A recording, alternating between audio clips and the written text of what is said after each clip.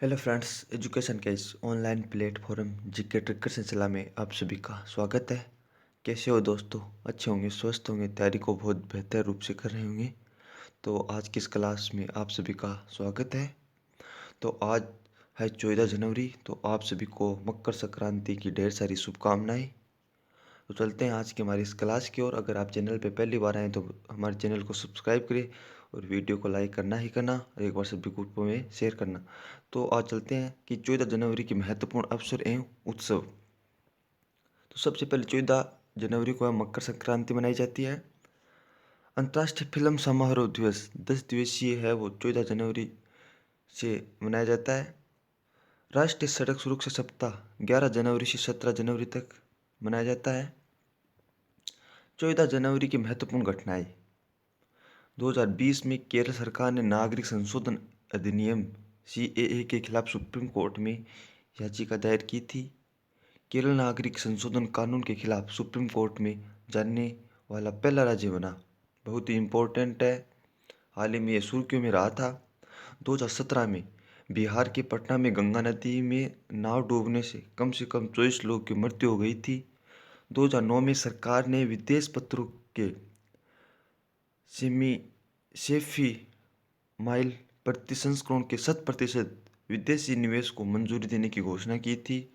2008 में उत्तर प्रदेश शासन की निविदा मूल्यांकन कमेटी ने जेपी समूह को 1000 किमी लंबी गंगा एक्सप्रेस वे योजना का काम सौंपने की प्रस्तुति दी थी।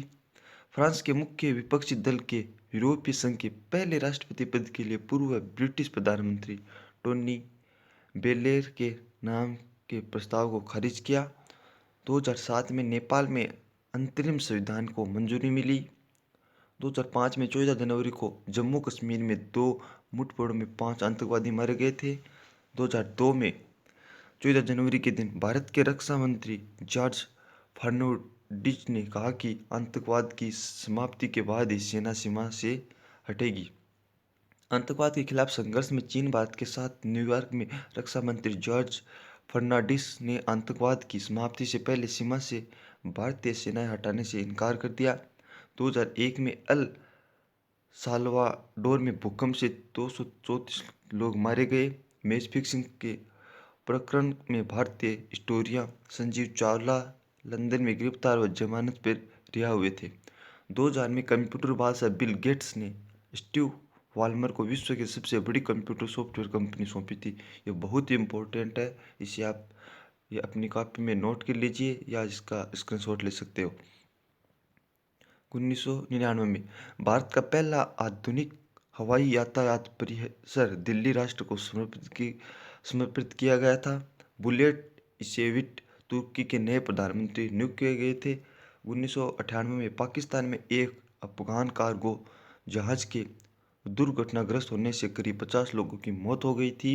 1994 में 14 जनवरी के दिन यूक्रेन, रूस तथा संयुक्त राज्य अमेरिका द्वारा मास्को में परमाणु अस्त्र कम करने के संबंधी समझौते पर हस्ताक्षर किया था। 1992 में 14 जनवरी के दिन इजरायल ने जॉर्डन के साथ शांति वार्ता शुरू की थी। पोलैंड के एक जहाज के बाल्टिक सागर में डूब जाने से 54 लोगों की मृत्यु हो गई थी। 1989 में इलाहाबाद में 12 वर्ष बाद कुंभ का मेला प्रारंभ हुआ था। ये भी बहुत ही इम्पोर्टेंट है। 1986 में 14 जनवरी के दिन मध्य अमेरिका देश ग्वाटेमाला में संविधान लागू हुआ था। ग्वाटेमाला में विनिसियो क्रेजो 6 वर्षों में पहली एशियन राष्ट्रपति बने। 1985 में हुए सेन कंबोडिया के प्रधानमंत्री निर्वाचित हुए। 1982 में श्रीमती इंदिरा गांधी ने 20 सूत्री कार्यक्रम की घोषणा की थी। ये बहुत ही इम्पोर्टेंट है। 1975 में सोवियत संघ ने अमेरिका के साथ व्यापार समझौते का समाप्त किया था। 1974 में विश्व फुटबॉल लीग की स्थापना की गई। 1966 ईस्वी में 14 जनवरी के दिन इंडोनेशिया ने राष्ट्रसंघ स्थित अपना मिशन बंद कर दिया था। भारत के दक्षिण राज्य मद्रास का नाम बदलकर तमिलनाडु किया गया था। ये भी इम्पोर्टेंट है। 1962 में अल्जीरिया के शहरों में आतंकवादी हमलों में 6 लोगों की मौत हो गई थी। 1954 में जगत गुरु कृपालु महाराज ने 7 दिनों तक 500 हिंदू विद्वानों को समक्ष भाषण दिया। उन्होंने 5वां जगत गुरु चुना गया था। 1950 में ईरान में मोहम्मद सईदी ने सरकार का गठन किया। 1918 में फ्रांस के पूर्व प्रधानमंत्री जोसेफ केलावक्स को देशद्रोह के आरोप में गिरफ्तार कर लिया गया था। 1912 में 14 जनवरी के दिन रेमंड पोकारे फ्रांस के प्रधानमंत्री बने। 1907 में 14 जनवरी के दिन जमैका में भूकंप से किंगस्टन शहर तबाह हो गया और 1000 से अधिक लोग मारे गए। जमाइका में आए भूकंप में करीब 1,000 लोगों की मौत हो गई। 1967 में 14 जनवरी के दिन पेरू ने स्पेन के खिलाफ जंग का ऐलान किया था। 1558 में 14 जनवरी के दिन नेपोलियन तृतीय की हत्या की साजिश का भंडाफोड़ हुआ था। 1809 में 14 जनवरी के दिन इंग्लैंड और स्पेन ने नेपोलियन बोनापार्ट के खिलाफ गठबंधन किया था। 14 जनवरी 1784 में अमेरिका ने ब्रिटेन के साथ शांति संधि की पुष्टि की। 14 जनवरी 1761 को पानीपत की तीसरी लड़ाई मराठा और अहमद शाह अब्दाली के बीच हुई। भारत में मराठा शासकों और अहमद शाह दुरानी के बीच पानीपत का तीसरा युद्ध हुआ। ये बहुत ही इंपॉर्टेंट है, आप इसका स्क्रीनशॉट ले लीजिए या अपनी कॉपी में इसे नोट कर लीजिए।